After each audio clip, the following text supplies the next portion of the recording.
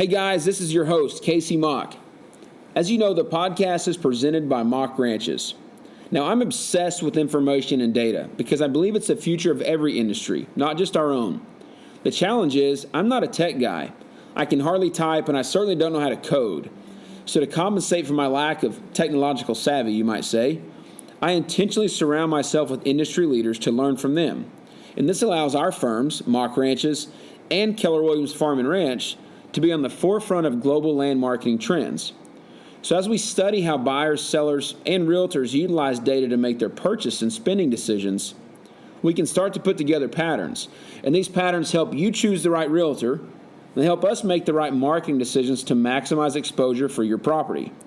So I have to thank my buddy Adi Pavlovic in the KW Research Department for pulling together the following technology trends for me. It's not what you know, it's who you know, right? So in 2016, the real estate tech industry raised $3 billion in funding, with 50% of that going to U.S. companies.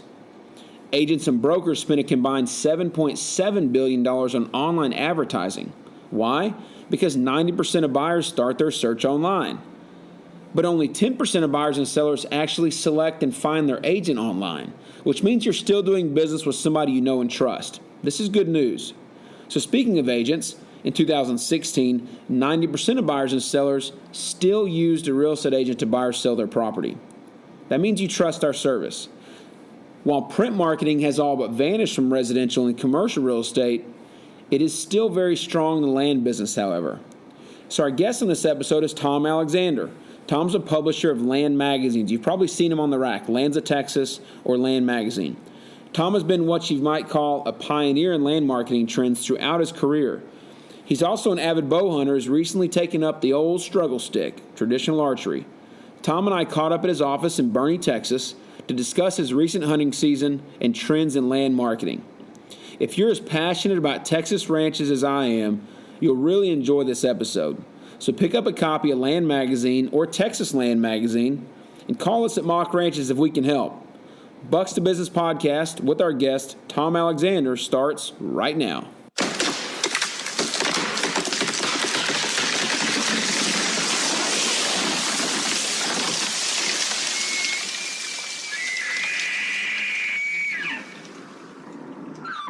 Have you ever wondered what drives the passionate entrepreneurs and interesting people in the hunting, fishing, and outdoor industry?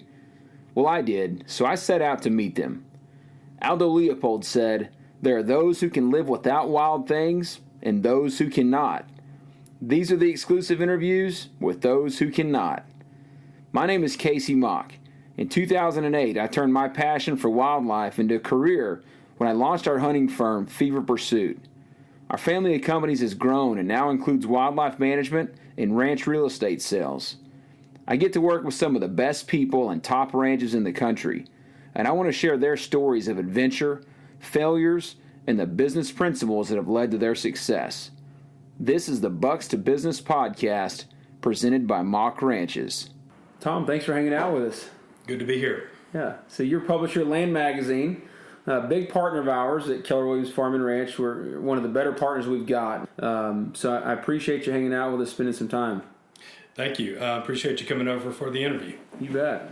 Big hunter also. Absolutely. That's my passion. I think that drives everything I do behind ranch real estate and ranch real estate marketing. So it makes it fun. Your wife must tolerate that well, though. She absolutely loves it. South Louisiana girl, and she loves my hunting. So that's interesting. My mom's got a lot of family like in Houma and Mamou and Ville Platte, Louisiana. So my mom's got a little Cajun in her. Yeah, my wife is full-on Cajun. Unfortunately, she didn't grow up in a hunting family. I think her dad played tennis. Okay. So I made sure when we first started dating that I hunted every single weekend, so that when I backed off after we got married she was to real every happy. Other weekend, yeah, it was all Yeah, that was easy. Yeah. Got even better as we had our third kid, too. Yeah. Well, my wife, I hunted and fished like crazy, kind of an obsession when we were dating. And a few years into marriage, she said, why do you hunt and fish so much? And I said, hey, you can't say this is a surprise because it's been this way since before you knew me. That's good. What I have learned to do is try to focus more on quality as opposed to the quantity. So that kind of takes us to the Mississippi hunts that I go on and all that. So I try to focus on the rut and really good places to hunt, and it's a lot of fun. Well, I'm sitting here right above your head's a bunch of stick bows, some homemade stick bows, and how we set the interview up. These are always impromptu for us, and how we set the interview up. We were talking, I guess, and Andrew over at the Austin office had sent me a picture of a big buck that you'd killed in Mississippi. So I've never hunted Mississippi. I've got friends that hunt there, hunt Kansas, and I've got friends that have got into the trad bow deal. It looks pretty addicting. But you killed a good deer over there. Yeah, I've killed some really good deer over there. On our staff that we have on the magazine, Lorraine Jarvis, who is our editor-in-chief. Okay. Her husband is one of my best friends from school. And he grew up in Mississippi and Vicksburg, and they were farmers. And so while we had all these great places to hunt in Texas, that was the new area over there, and these giant deer, 300-pound animals. So when we started bow hunting at a young age and then going over there, it drove my passion to hunt the deep woods. And like we were saying earlier, we started out with compound bows, and I loved bow hunting with the compound bows. And for years and years, I would do that. And then summer would roll around, and I'd start shooting my recurves and stick bows. Yeah. Just because it would be more fun. For fun. Yeah, and that was really my passion. And it was, I guess, about 4 years ago where I went back to Mississippi. And I remember hunting the first afternoon with my compound, the next morning, and sitting in the tree and saying to myself, you love the stick bows, and you should go back, put this compound down, make a commitment, and go back out with your recurve. And I did that. I actually went back, handed my compound bow to my guide, said, Merry Christmas. Don't give this back to me no matter what you do. I'm making a commitment. And I went out that afternoon and shot a really nice 8-point. And it was, that's awesome. I was stuck. I haven't picked up the stick bow, but it's a big fad in the archery industry right now. People going to a trad bow and trying that out. I think it's a new challenge. Mm-hmm. Like I've got a sweet setup. I've been shooting for bear archery for several years in their pro staff. So I get a new bow every year, and I get sweet sights, and my bow's dialed in at 100 yards. I killed a mule deer in Nebraska last October, 97 yards, heart shot. And so you get that, and all of a sudden you look up and you say, man, where's the next challenge in bow hunting? I think it's why a lot of people are going back to the purest, original, traditional stick bows and getting back connected to that. It's a big fad in the industry. I've never shot one because I'm scared to get another habit. Yeah.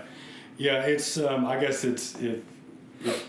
you could compare it to like fly fishing. So people that are a little bit obsessive compulsive and like getting into the weeds and in the details with it. So it can take up a lot of your time, but they're a lot of fun to shoot. And what I found is over the years of hunting with a compound, and I've never killed just an absolute giant.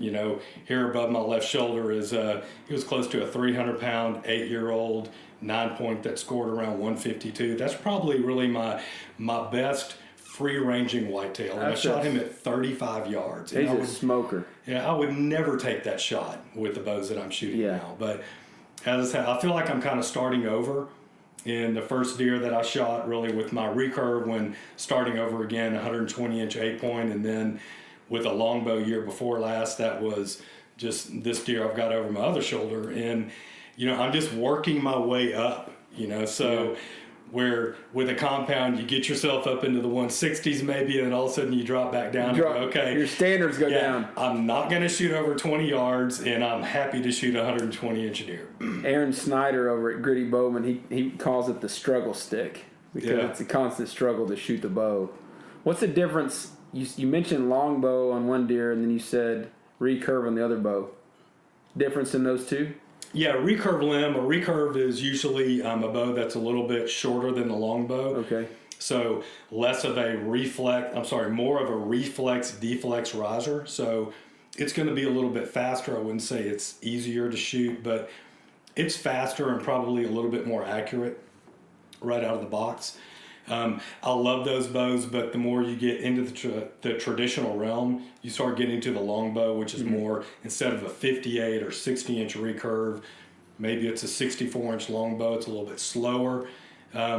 but a little bit more traditional. So I got you. I just, for me, it was more comfortable and more fun to shoot, so I started going towards it. There's not a whole lot more non-traditional than a compound bow out of a pop-up blind over a corn feeder in South Texas. Yeah. And I've shot a lot of deer that way. But I guess when you're in Mississippi, what are you hunting? Food plots or timber blocks, travel corridors? Timber blocks, travel corridors. So, you're hunting the wind and you're just trying to catch it at the right when the deer are moving.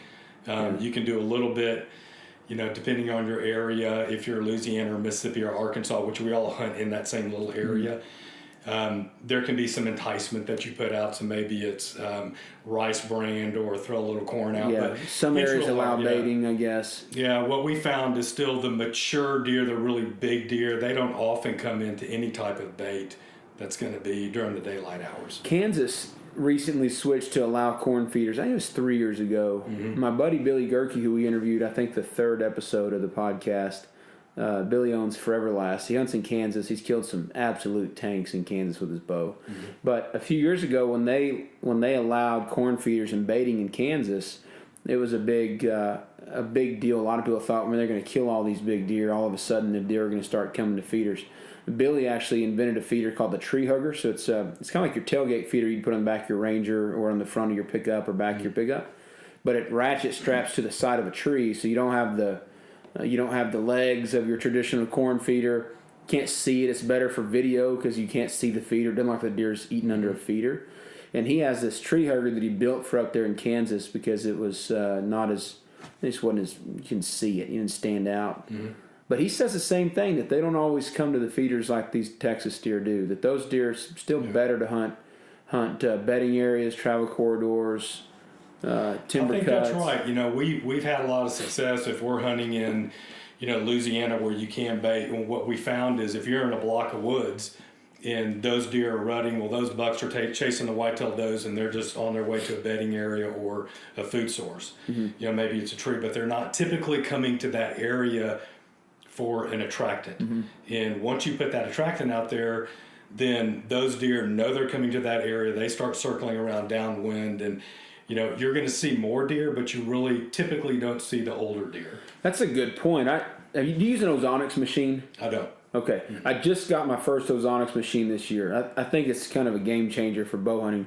But what you mentioned is spot on. We'll set our sets up, and you'll have a corn feeder upwind of you, so you're downwind of the feeder. But those deer, they circle the whole set. It's not like a deer's going to, or at least a mature buck's not going to walk into a feeder or a food plot or cross a creek crossing or fence with the wind at his back. So they're going to circle the whole setup. Or if you're within bow range, 20, 30 yards from a feeder or from a food plot or something, and they're going to circle you too, or they're going to come in like you said this moose bullwinkle buck did, came in right underneath your tree because he's actually circling the setup. That's a really good. I tell people that all the time, and they say, "Well, I'm hunting my feeder share. I'm downwind. I'm in good shape." So you're going to get busted still if those deer circle you. We started using the ozonics machine. I think it works really good. It's not perfect, but it works real good. We've actually set up downwind of some of these food sources, knowing that these deer are going to circle around. But you get down there 100 yards. You bet. Knowing that big buck might come in at 70 yards down and work his way in, and you might catch him. But how many times I've sat in a stand and been looking at, maybe there's some sort of food source out there, and you're looking around and you catch, and there's that big buck. He's 150 yards out, and he's looking right at you. Because he knows where he's going, and he's looking up that tree and checking around. If you're in bow hunting areas, they're walking around with their nose up in the air and their eyes looking up in trees. We learned that hunting elk in the mountains to set up, if you got a bedding area, we learned how to set up and play the wind where those elk are predictably going to come by you and not get you winded. You can't fool those animals' nose. There's no doubt about that. Yeah. Well, what'd you kill this year in Mississippi, real quick? Nothing. I didn't. I passed on, some just absolute tanks. 270-pound 8 points that were pretty small. Yeah. And I was just waiting for that right deer. And one of them that they said, "Hey, go ahead and go in there and shoot that deer. We'll consider that a management deer." He was out there at 25 yards, and while I can make that shot in my backyard all day long, I was looking down at that stick and string and going 25 yards. I'm going to wait. And he never came any closer. Oh, that's good control. I applaud you for that. That's good control. I guess the big deer you sent me, was that a deer that was killed in camp? I think you sent me a picture of a really big deer, didn't you, from Mississippi? I did. That was one that was on the wall that was killed by, it was actually Troy Ruiz of Primos. Okay. And while we were there, we had dinner with him, and he had killed that deer a couple of weeks earlier right near an area that I was hunting. Okay. And the whole story behind that, I'm sure once Primos comes out with that video, it's amazing. But how they pattern those big deer and how they go after them, really mature 170-inch deer, it's a completely different animal. Completely different. Yeah. If you've ever gone after one animal and said, my vendetta this season is to go kill that one or none of them, it's a complete different situation, complete different strategy and game plan than going and saying, I'm going to sit in a high-density area and have an opportunity hunt. When a deer comes by, I'm going to take the opportunity. You're going to target a specific animal, it's different. I killed a really nice, I guess really the first Pope and Young deer that would have qualified. I didn't put him in the books, but the first Pope and Young caliber deer that I ever killed, I think I set, it was on my wife's parents' place, I think I set like 28 times in a tree stand hunting this same deer, and I'd only go in when the weather was right. If the weather wasn't right, I wouldn't push it, I'd just go do something else. Yeah. And I think I hunted 28 times for this one deer. But you got him. And I got him. First time I saw him, I killed him with my bow. Awesome. Yeah, it was very rewarding. Makes a trophy. So if you're listening to this podcast, I'm going to go out on a limb and assume you like to hunt. I bet you like to hunt for free even more. Go to feverpursuit.com/podcast and subscribe for a chance to win a free hunt. That's feverpursuit.com/podcast. Yeah. Let's get into real estate a little bit. That's our passion at Mock Ranches, and of course the podcast is presented by Mock Ranches. That's how I know you, and that's how I know the company is. Long before I was in real estate, I used to always have the magazine sitting on my desk. The Lands of Texas. Now we moved into Land magazine also, but the Lands of Texas magazine.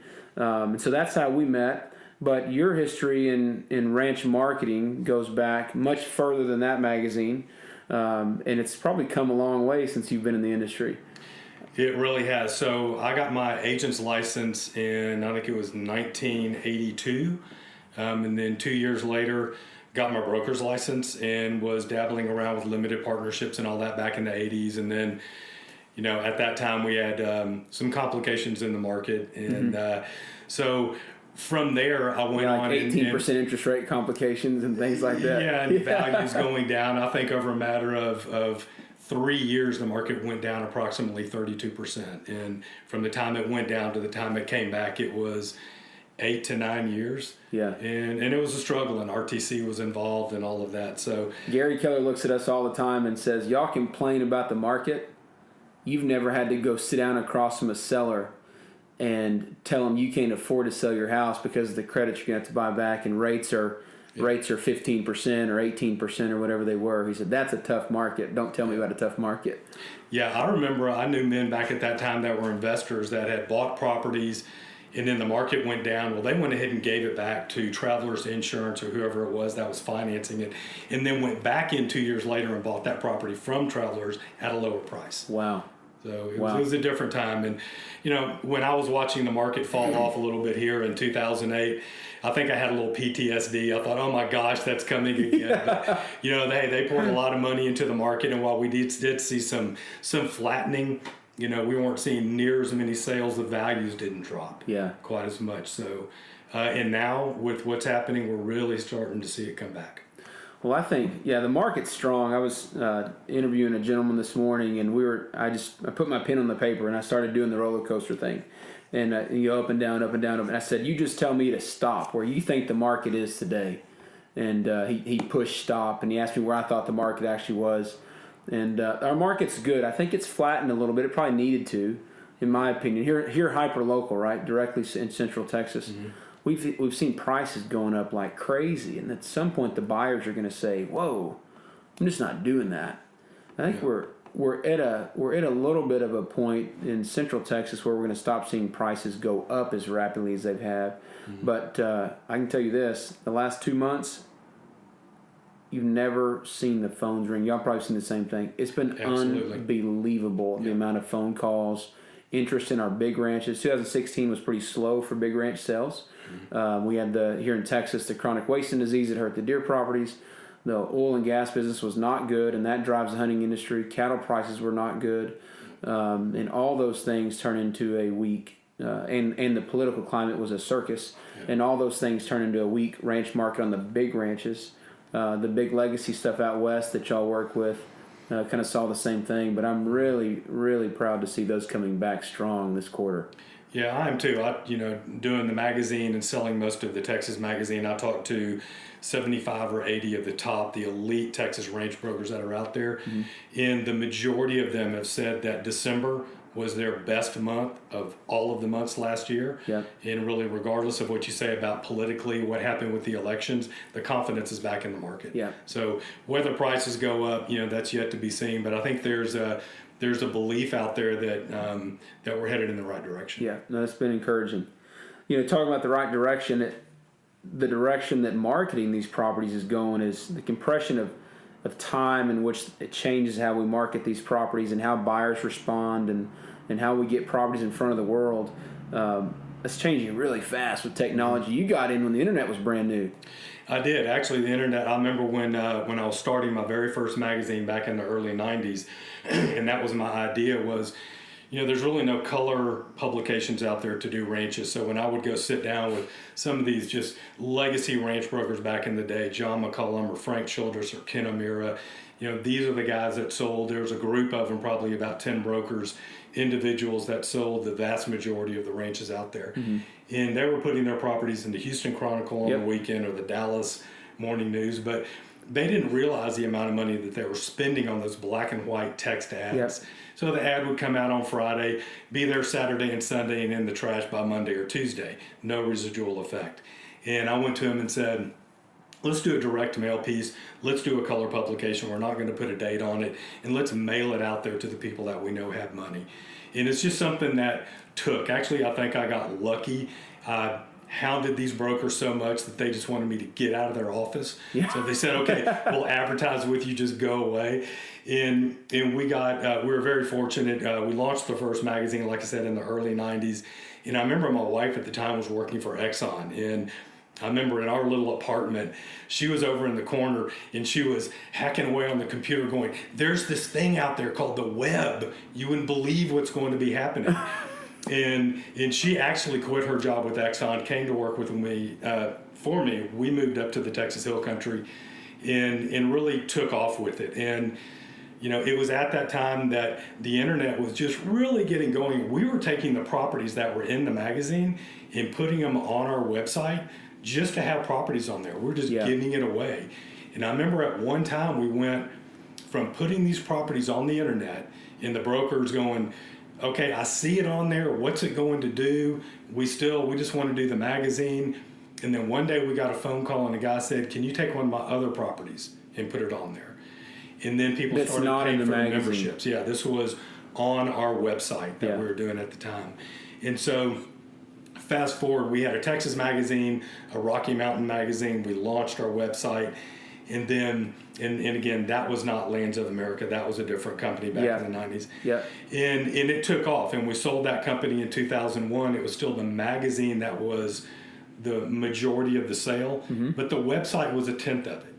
And it was interesting to watch that from that time in 2001 till the time that I jumped back into this business with Lands of America. And Lands of America had just skyrocketed at that time. They were not focused on print. They were focused on the internet and on those. And my old company was focused on print and ignored the internet. 2001, 90% was print, 10% was internet. 2008, when you got back in, what percent was internet, what percent was print? I would say when the market went down in 2008, it flopped. That's what I always said. It made an upside down shift. Okay. There. So it went from 90% print to 90% online and 10% print. What do you see today? I still think that's probably right. If you look out there right now in Texas on Lands of America or Lands of Texas, I think we have about 3,500 member brokers. Mm-hmm. And of those, we have 75 or 80 that advertise in the magazine. So those people know there's no way that the magazine can compete with the number of people that we get monthly on our website. You bet. So 4 million people looking at properties on Lands of America and Land and Farm. In the Texas magazine, we're doing about 30,000 copies a quarter. Okay. But the top brokers that are out there competing for these high-level listings, there's still a generational gap between people that want to see their property in the magazine. They still understand the internet, but they want to see these brokers spending money on their properties. Yeah, because we make a lot of money when we sell them. They want to see that you're spending some. Exactly. Yeah. Yeah. The magazine, I think, so. What you've done for the industry first, I mean, you transformed our industry. You transformed our industry, bringing it from what I call the Dairy Queen and the old Dairy Queen and newspaper days when brokers would have coffee at the coffee shop and put them in the newspaper. Come full circle from there to where we're at today, where so much is online, and you were kind of the catalyst for making that happen. Where do you think that vision came from? Was it born out of a hunger? Was it a necessity? Where did that come from? The vision originally in my first magazines was just desperation for wanting to make a living in the industry that I loved. And what's strange that the brokers didn't come up with that. It's strange that when we're working in this business every day. Gary coaches us on this, and often sit back and reflect, and I'm like, where is the need in the industry? Where's the problem that instead of just doing transactions, where's the problem that we could solve in the industry? And you obviously asked that question and started addressing those problems. Yeah, I think there was just a big shift in the overall market when you went from ag properties back in the 60s, 70s, and going into the 80s. And if you were going to buy a property, you had to pencil out. You had to find a way to make it work. And your buyers were mostly local. Yeah, exactly. Yeah. The neighbor's going to buy the property. So when I say there were 10 brokers out there that were doing 90% of the sales for ranch properties in Texas, that's true. Mm-hmm. And I know some brokers in Texas. I know one specifically that, he had an agent out of San Antonio that came out that was a residential agent and had a buyer for a property. And they basically ran the people out of their office. If you want to buy a ranch property, you need to send that person up here to me. I'll take care of him and I'll pay you a referral, but don't come up here in our market. Yeah. And that has changed. When you have people out of Houston, Dallas, San Antonio that are buying recreational properties, they have a good relationship with their local realtor. And they're going to come out and look at properties. So you have a lot more brokers that are out there doing it. You have a lot more properties that are seen as recreational. And the overall market has just it's just blown up. It's been amazing. I'd like to say that I was responsible for that, not by any means. Lands of America was started by a visionary, Alan Shannon, who brought his buddy in, Jake Massengill, and they started Lands of America out of their garage. So when I approached them and knew them, like so many great companies were started. Yeah, and guys that for the same reason, they just loved it, and they were good people. They had a great foundation of the business. So when I approached them to do a print magazine for them in 2010, it was right at that time that they were selling to LoopNet, and then LoopNet sold to CoStar. To CoStar, that's right. You're talking about multi-billion-dollar companies that are jumping into this, and what CoStar did and LoopNet is they looked out there in the industry and said, we believe that there needs to be a platform for this. So who is the strongest company in the industry? And they chose Lands of America. And they also own Land and Farm. But once they came in and bought Lands of America and took some time to build the infrastructure, to get a president in place that we have here, begin to build our IT, our staff, to where we have people, I was saying like Andrew Campbell, that is director of our sales and marketing there in Austin, to our full IT team. I mean, you're looking at a company over the last few years that's gone from literally, I think, 15 employees to 45. Oh, I was up at their new office on Congress in Austin a couple of weeks ago. Unreal, man. Yeah, and we'll probably be doubling in size by this time next year. Yeah. Is what I'm thinking. Unbelievable. What we have is, I look at the competitors out there and I look at people, whether it really is in print or on the online, and I know what we have in the hopper. I know what our IT guys are working on right now. We had a new mapping feature that opened up on Lands of America today that is just, it's amazing. And this I haven't seen that. I got to see it. It just launched this morning. And this is a search feature? It's a mapping tool for your listings. Okay. So for putting icons for outlining that property, it's just and it's something that we're offering for free. Really? So instead of importing another provider's interactive map, web-based map, on Lands I of can build America. it right there. Wow, that's awesome. Yeah. So what we're doing, and what these IT guys that we have who are very talented, their wish list, their assignments for what they're building for our company are, again, moving at light speed.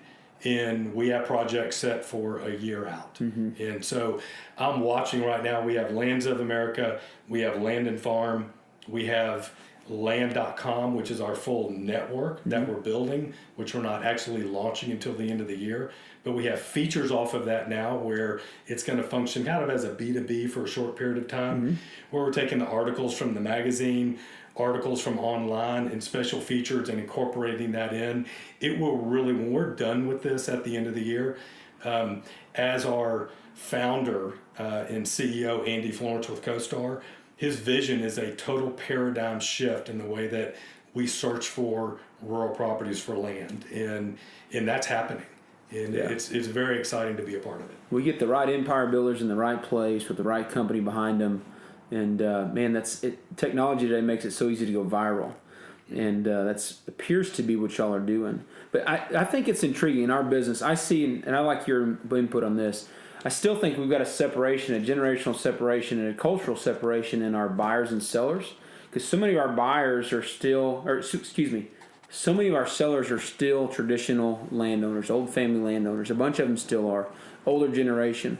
The buyers typically are coming from another market, coming from the city on the large things. They're not one ranch buying their neighbor's ranch anymore, because you don't make a whole lot of money on cattle unless you're in a hot market like South Texas where there's a lot of oil and gas. That happens. But we see a separation in buyers and sellers, and so they respond differently to marketing also. The sellers tend to be, I think, very centric on the magazine. They like it's tangible. And I think that also is what attracts us to land, right? If you can go put money in the stock market or you can put it into a ranch, one of the main differences is one's tangible and one's not.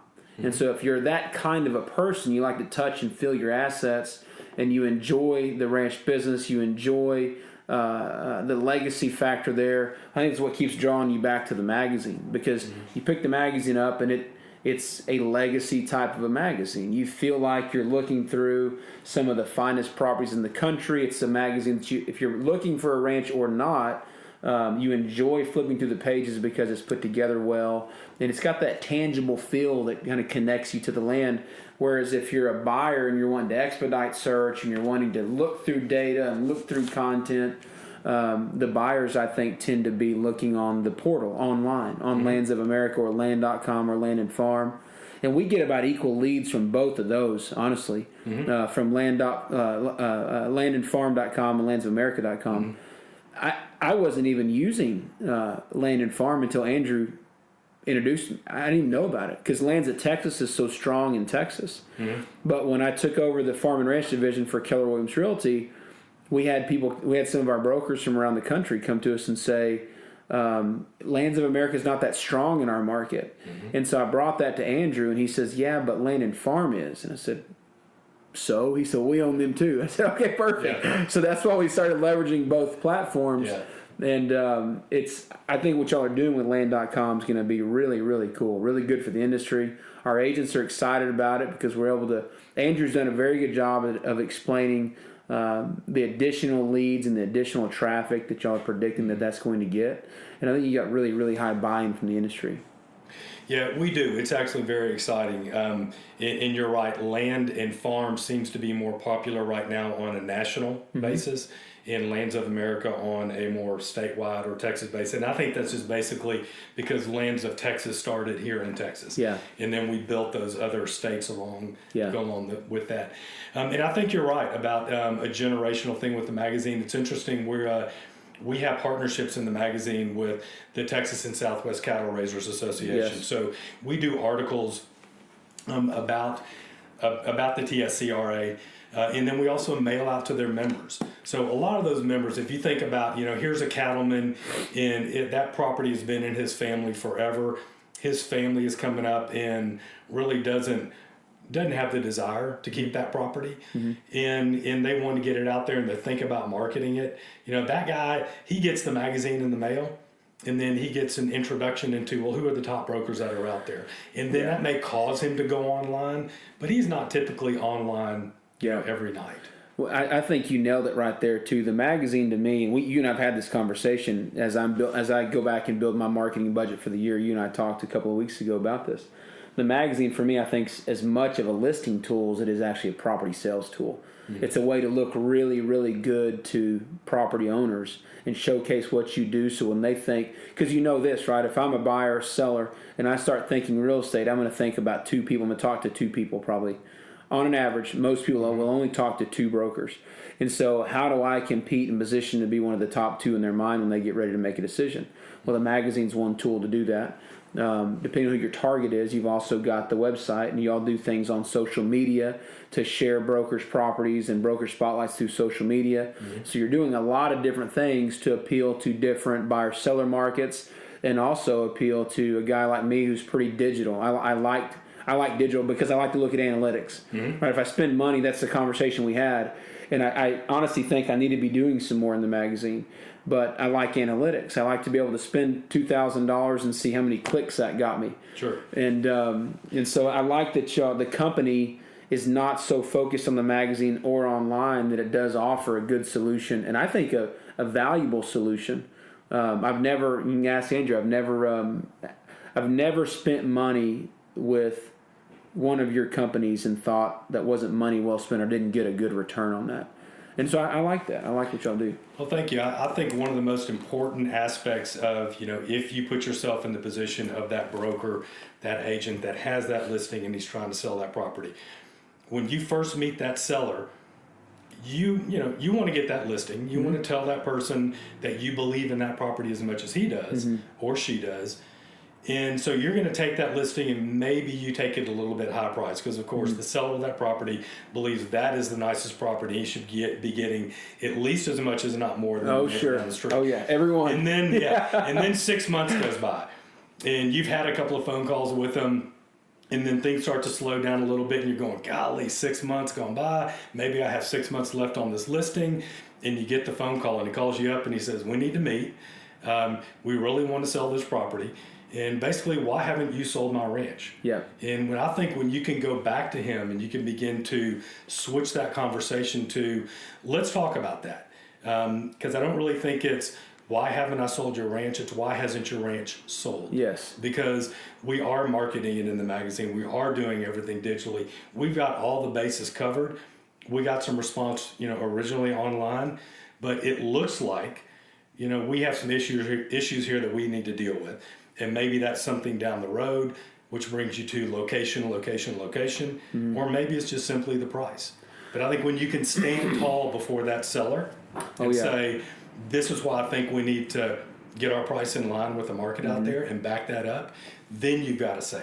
Yeah, we're pretty diligent about that. When we sit down with a seller in a listing presentation, we lay out our marketing plan and we lay out the money that we're going to spend on the property. And then we talk, it always comes down to price, right? Almost every time. We're very proud of our marketing plan. We think it's as good as anybody's. And so then it typically comes down to price. How much do you think you can net? And by the way, that's the question they should ask, right? Because we don't get to do this exercise twice. I don't get to sell a family's ranch and then say, crap, we sold that too cheap, let's go try it again. You get to sell it once. So you need to capture all the value. But I don't actually think the game of pricing high and negotiating down works very well, because there's so many properties that are priced really high, and like you said, everybody thinks theirs is worth more than the others. Well, that's got to stop somewhere, right? Every place is only worth so much. And I fully believe, because we've got data to track it, that if you nail pricing, you sell it faster and you get more offers, sometimes competing offers.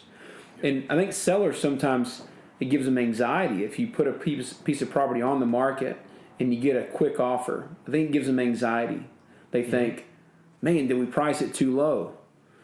Well, car dealers don't want to keep cars on the lot for 2 years. Yeah. They want to get a car in inventory and get it sold, so they price it right to sell it. And if your objective is to sell it, then we have to nail pricing. And then our job, I think my first job as a broker is to nail pricing. I think my second job is to nail marketing and outcompete everybody else. It doesn't really matter how much money we spend on marketing. For you as a seller, it doesn't matter how much money I spend on marketing if it's not priced right, if there's a problem with the property, right? Mm-hmm. It's good for me to spend it because I can leverage your property to get other listings. Yeah. That's typically how that happens if you take an overpriced one. But, you nailed that right there. I fully believe that's how the market works. So what we're trying to develop, and I think for the most part we have with Lands of America now going into land.com, but with our comparable sales database, mm-hmm. which the buyers and the sellers can't really see unless they have an enhanced account. Yes. In a sense, but that information, being able to go in and really pull a record of here's what is actually sold in your area in the last 6 months, 9 months, or a year. Now, for clarity, that's different than MLS, right? Because if I put a place in MLS, the board requires that you report the sold price. And so residential agents don't run into that problem because they're all recorded. If you're a member of an MLS, you can go in and find all those prices because you're required to. Because we are a non-disclosure state, so that right. is a rule and a regulation that's set up by that board. By that board, yeah. That's exactly right. Like if I'm a member of the Austin Board of Realtors and I put a piece of property on the MLS and it closes while it's still active and on the MLS, that board requires us to report it. We are a non-disclosure state, so you could actually pull it off the MLS if you didn't want it. Mm-hmm. Didn't want it recorded. Yeah. But so many ranch brokers, probably half I would say, still don't use the MLS.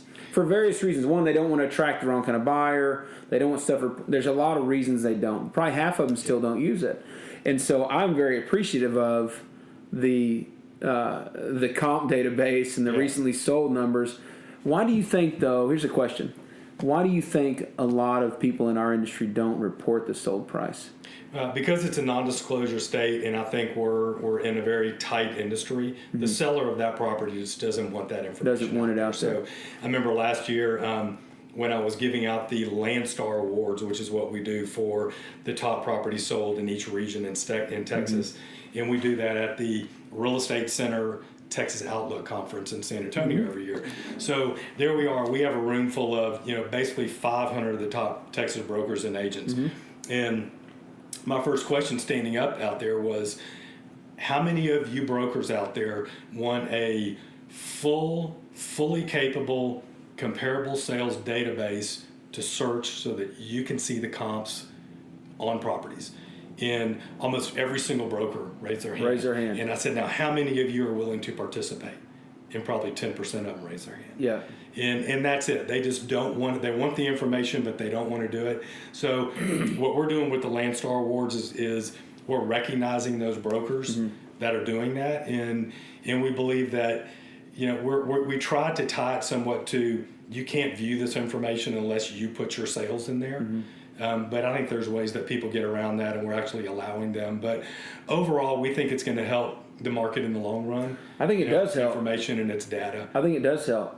Yeah. It helps fend against the false impression of what something might be worth because there's a place listed for $20 million. Well, it may be listed, but it may not be for sale or mm-hmm. expected to sell. And that gives all the neighbors kind of a false impression of what theirs may be worth too. Yeah. We scramble around spending our money. Yeah, exactly. You like it. We don't like it as much. Yeah. We don't like it as much. Yeah. Well, where do you see the industry going as we wrap up? Where do you see the land marketing industry going? We're still behind residential business, and the way residential, and there's virtual showings and online offers that happen today in residential. A buyer never sees it. They look at the property online virtually. They make an offer online. They never see the property. I don't know that we'll get there anytime soon in the land business, but where do you see marketing and this business going in the next 10 years? Because y'all are in the forefront of it.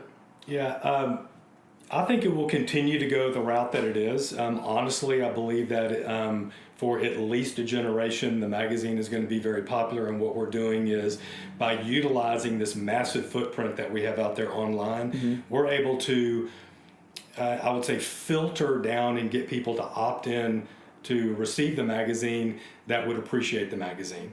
So we're teasing them with the content and the information that's available that we condense off of online in articles. Yeah, y'all use analytics too. You're able to see if somebody registers for the website and they're clicking on $20 million properties, you're able to kind of profile that person too. Yeah, and know that that's what they're looking so at. if you're in and you're looking at $1 million property and you send off to the broker, send me more information about that, that lead is going to go through us and you get a confirmation email back. And once that confirmation email comes back to the sender of that, a box pops up and says, are you interested in the Land magazine, whether it's the Texas or the national magazine? Yeah. And they sign up. And then the print world out there, opt-in is kind of the same as a true paid subscriber. But what we're able to do is capture that reader, that interested buyer out there, and we get a lot of volume there, but we're able to bring them through our system and then capture them as a paid subscriber at a later date. And if they're not showing any interest after getting 1 or 2 issues, they fall off the list and we recycle, or we cycle a new. Gotcha. But with 4 million people a month and they're looking at properties, that's a lot of people to cull through, scrape off the cream of the crop, and that's who we target the magazine to go to. Yep. So by doing that, by sending it to people, members of the Texas Wildlife Association, members of TSCRA, you're hitting that upper end bracket Definitely. of people that are out there looking. So Yeah, there's no question. That's like if I'm able to go attract 1,000 clicks on a website, but only 10% of them are actually qualified. What you're doing for people that do spend the money in the magazine, you're trying to do that too. You're trying to go straight to the top 10% or the top 20% that are qualified and ensure that if you're spending the money on magazine ads, you're hitting targeted people that are genuinely interested in that type of property. Exactly. Yeah. Exactly. Yeah. So, we believe that the magazine is we're perfecting that or trying to make progress on that every day. We're very serious about our subscribers and who we get this magazine to. On the online side, and that really is where the growth is. Like I said, we're just moving at light speed. And I believe that we are on the forefront of this industry. I think what it has taken is somebody with the size of CoStar and with the vision of Andy Florence that looks at this market and says, it's not big enough for the local board of realtors now, because in a sense, they haven't really paid attention to the rural land broker, because when they look out there, there's not enough of them. So the effort that they would have to put in to capture that market, to build a system around it it's just not worth it for them. So what we've done over time is built that system and enhanced it enough to where I think the number of rural properties is growing at the same time that we're building the system and we're creating a market. And as I said, with what we're doing with land.com, what's to come in the future, in addition to just a normal listing service, we're creating we call it legendary living and lifestyle. And that's what it is. In this realm, people buy ranch properties for ranching, for hunting, but it's a love. It's something that's down inside of them to where they want a tangible asset. They want something that's a legacy property. They want to hunt it. They want to enjoy it. And there's a whole lifestyle that wraps around that. That's what we're tapping into. That's what makes our industry fun. Yeah. What can I do for you, man? How can we help? That's it. I'm excited about what you're doing. I've kind of watched you from the side as you're taking advantage of social media, what you're doing with Bucks to Business. Watched you help build the Farm and Ranch division of Keller Williams, and you're a go-getter. You're part of that new generation that is bringing social media in and transforming this industry. And it's neat to watch it happen. You're a very talented young man, and I appreciate that. I'm enjoying watching it. Appreciate that. How can people get in touch with you if somebody's interested in learning more about the magazine? How can they contact you? My email is tom@lands, LANDS, of America.com. Okay. You can always email me. Go onto our website, which is landsofamerica.com. We have our magazine website, which will be turned off probably here in another 6 months when land.com launches. Yeah. But for right now, landmagazine.com. So landsofamerica.com, landmagazines.com, and landandfarm.com. Those are our network sites. Okay. You can find us through any of those. Perfect. Tom, I really appreciate you. This has been fun. It's It's fun working with you guys, and we're excited to see where the market goes. Thank you, Kasey. Maybe we'll get some readers off of this. Yeah, and get to go hunting. That's it. Thanks. If you enjoyed this podcast, please follow us on iTunes and give us a review. We enjoy reading your reviews, and the ratings help us move up the list. You can also follow us on social media at Instagram or Facebook at Bucks to Business Podcast.